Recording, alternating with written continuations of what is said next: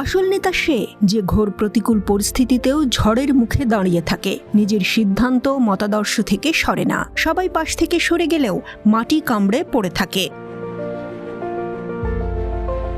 গণমাধ্যমকে দেয়া এক সাক্ষাৎকারে এসব কথাই জানিয়েছেন কংগ্রেসের এক প্রবীণ নেতা। ঠিক এ মন্ত্রেই রাহুল গান্ধী দেখালেন সেই ঘুরে দাঁড়ানোর গল্প কিভাবে লিখতে হয়। ভারতীয় গণমাধ্যমের প্রতিবেদনে বলা হচ্ছে, হেরেও জিতে গেলেন রাহুল।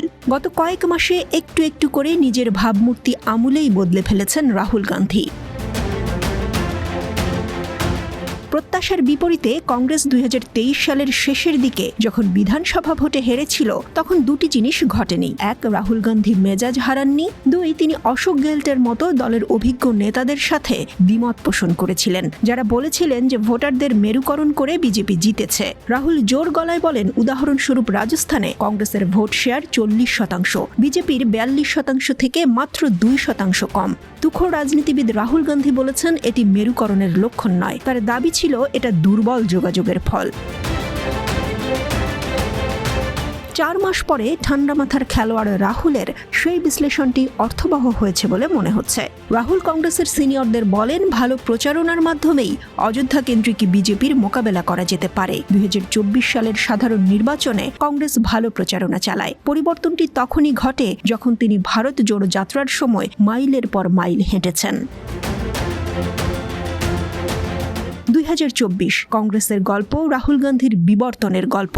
রাহুল তার নেতাকর্মীদের নিয়ে সমাবেশ করেন, নতুন কৌশল নির্ধারণের নির্দেশ দেন এবং একটি ইশতেহার নিয়ে কাজ করেন, যা কংগ্রেসের ইউপিএ যুগের কল্যাণ চাকরি বৃদ্ধির এজেন্ডার কেন্দ্রে চলে যায়। ইশতেহারটি যদি ভোটারদের মুগ্ধ করে থাকে, তবে কংগ্রেস গান্ধীর কাছে অনেক ঋণী। তিনি ভোটারদের অনেক কিছুর নিশ্চয়তা দিয়েছিলেন, তার কথাও জনগণ বিশ্বাস করেছে।